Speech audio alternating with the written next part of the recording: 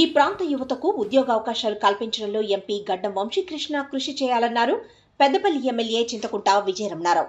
Peddapalli parliament సభ్యుడు గడ్డం వంశీకృష్ణ ప్రమాణ స్వీకారం చేసిన తర్వాత తొలిసారిగా పెద్దపల్లి జిల్లాకు విచ్చేయడంతో ఎమ్మెల్యే చింతకుంట విజయరమణారావు కాంగ్రెస్ శ్రేణులు ఘన స్వాగతం పలికారు.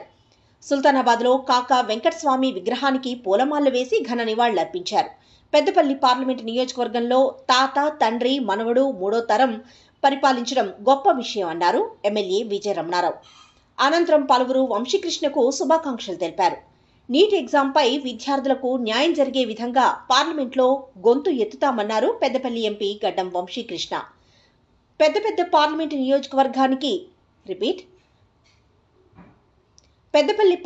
నియోజకవర్గానికి నిధులు వెచ్చించి అభివృద్ధి పరుస్తానని వంశీ హామీ ఇచ్చారు. తనకు ఓటు వేసి పార్లమెంటుకు పంపించిన ప్రజలకు, కార్యకర్తలకు కృతజ్ఞతలు తెలిపారు ఎంపీ గడ్డం వంశీకృష్ణ.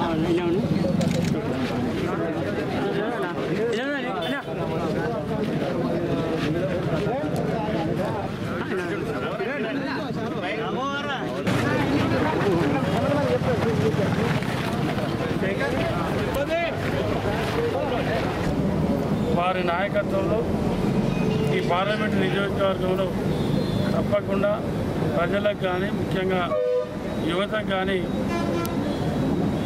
విద్య, ఉద్యోగ విషయంలో తప్పకుండా న్యాయం జరుగుతుందని చెప్పి మేము 100% ఆశిస్తూ ఉన్నాం. ఇవాళ రాహుల్ గాంధీ గారు దేశంలో ప్రతిపక్ష నాయకులుగా కావడం, మరి వారి సారథ్యంలో పార్లమెంటు ప్రతిపక్ష నాయకులుగా ఇవాళ రాహుల్ గాంధీ గారు ఎన్నిక కావడం, వారి నాయకత్వంలో ఇవాళ మన తెలంగాణ రాష్ట్రంలోనే తక్కువ వయసు నుండి యువ నాయకులు సోదరుడు వంశీ గారు పనిచేయడం మరి మన నియోజకవర్గానికి, ఈ ప్రాంతానికి గర్వకారణం అని చెప్పి మేము మనస్ఫూర్తిగా భావించుకుంటూ మరి మూడో తరం నాయకుడైనటువంటి వంశీ గారికి కూడా మరి అవకాశం రావడం అదొక గొప్ప విషయం. అది ఈ ప్రాంత ప్రజల అదృష్టంగా నేను భావిస్తూ తప్పకుండా ఇంకా రాబోయే రోజుల్లో మేము త్వరలోనే వారితో మాట్లాడి ఈ నియోజకవర్గాల్లో కూడా కార్యక్రమాలు పెట్టుకొని ఇక్కడ విజయోత్సవ కార్యక్రమాలు కూడా త్వరలో పెడతామని చెప్పి ఈ సందర్భంగా తెలియజేసుకుంటూ వారి గొంతు విప్పి చాలా స్పష్టంగా నీట్ సమస్య మీద కానివ్వండి, మరి ఇతర సమస్యల మీద అన్నీ తీసుకొని మన విద్యార్థుల కోసము చాలా గట్టిగా గొంతు విప్పడం జరుగుతుంది. మేము కూడా వెళ్ళబోయి స్పీకరు సెషన్ని కూడా అడ్జర్న్ చేసేలాగా మేమందరము వారిని ఆపి మరీ నీటి సమస్యపై మాట్లాడాలని చెప్పి కోరినాము. ఆర్గ్యుమెంట్స్ కావాలి, డిస్కషన్స్ కావాలి, ఒక స్వామ్యాన్ని కాపాడుకోవాలి మనం అని చెప్పి చాలా స్పష్టంగా పార్లమెంట్లో కూడా చెప్పడం జరిగింది. నీటి సమస్య మీద న్యాయం తీసుకురావాలని చెప్పి మేము పోరాడతామని కూడా పార్లమెంట్లో చెప్పడం జరిగింది. అదేవిధంగా మీరు చూస్తున్నారు, ఢిల్లీలో వాళ్ళు కట్టిన టెర్మినల్ కానివ్వండి, అయోధ్యలో వాళ్ళు కట్టిన రోడ్లు కానివ్వండి, మళ్ళీ అండర్ పాస్లు కానివ్వండి, అన్ని ఎలక్షన్ల ముందే వాళ్ళు ఇనాగ్రేట్ చేసి వాళ్ళు గొప్పగా పనిచేసినామని చూపించుకోవడానికి కేవలం మార్కెటింగ్ మాత్రమే అని చెప్పి ఇవాళ మనకు తెలిసిపోతుంది. ఖచ్చితంగా ఈ ప్రాంతానికి నిధులు తీసుకొచ్చి మంచి పనులు చేసి అభివృద్ధి బాటలో తీసుకెళ్తామని చెప్పి ఖచ్చితంగా మీ అందరికీ మరొకసారి తెలియజేస్తూ మన కాంగ్రెస్ పార్టీ కార్యకర్తలందరికీ నా హృదయపూర్వక ధన్యవాదాలు. ఎందుకంటే మీరు సహకరించినందుకే నాకు ఈరోజు అవకాశం దక్కింది. ప్రజలు కూడా గమనించి నాకు ఈరోజు ఆశీర్వాదం ఇవ్వడం జరిగిందని చెప్పి అందరికీ పేరు పేరున నా హృదయపూర్వక నమస్కారాలు.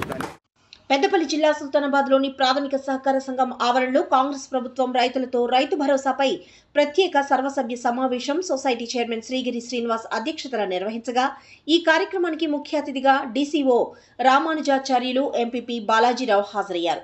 పలువురు రైతులు రైతు భరోసాపై వారి అభిప్రాయాలను తెలియజేశారు. కొంతమంది రైతులు 5 ఎకరాల్లోపు వ్యవసాయ భూమి ఉన్న వారికి, అలాగే కౌలు రైతులకు రైతు భరోసా వర్తింపజేయాలన్నారు. రైతులకు సాగు పనికిరాని భూములకు రైతు భరోసా డబ్బులు వేయవద్దని తమ అభిప్రాయాన్ని వ్యక్తం చేశారు. హాజరైన ప్రతి రైతులకు ప్రతి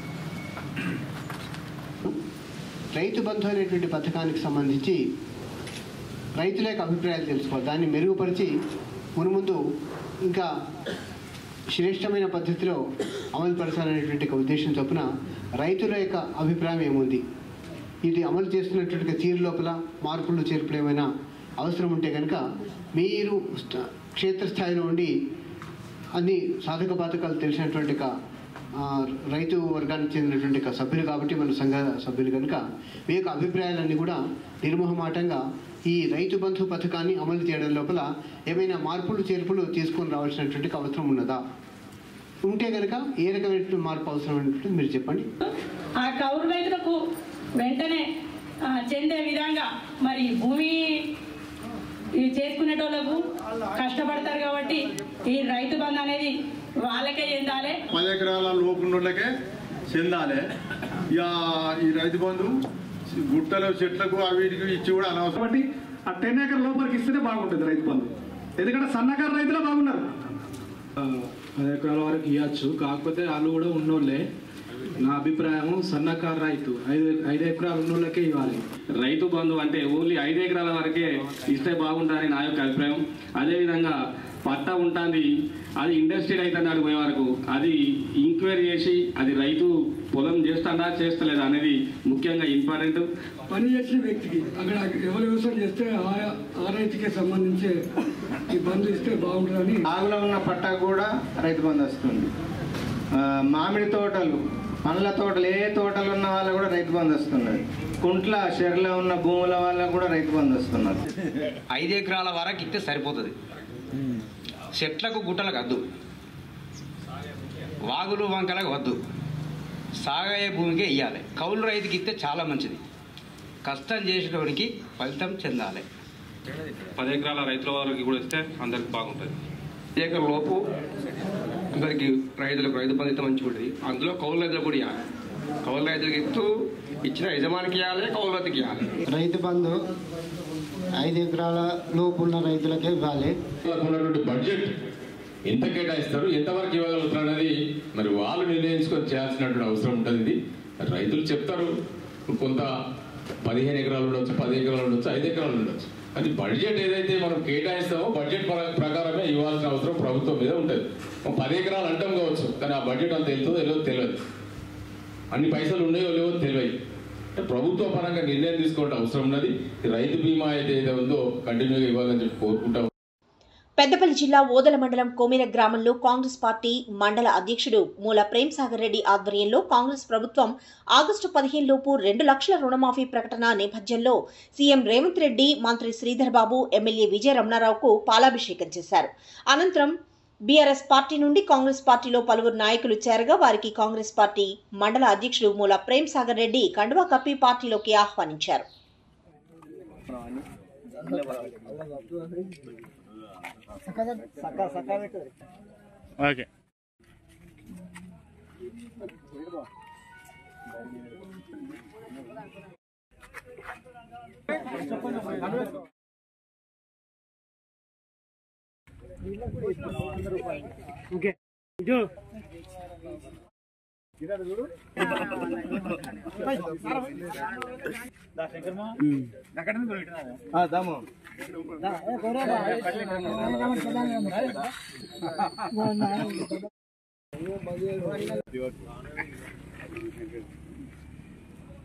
రైతులందరికీ జూలై 15 తారీఖు నుండి ఆగస్టు 15 తారీఖు లోపల సుమారుగా 31,000 కోట్ల రూపాయలు 2 లక్షల లోపల ఉన్నటువంటి వాళ్ళందరికీ కూడా ఏకకాలంలో రుణమాఫీ చేయడానికి తీర్మానించడం సందర్భంలో వారికి పాలాభిషేకం చేయడం జరిగింది.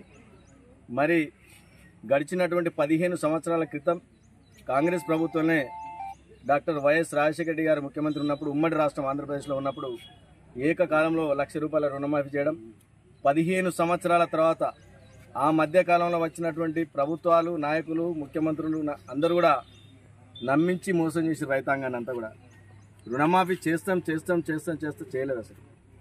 అదేవిధంగా డబుల్ బెడ్రూమ్లు ఇస్తామని చెప్పి ఇవ్వలేదు.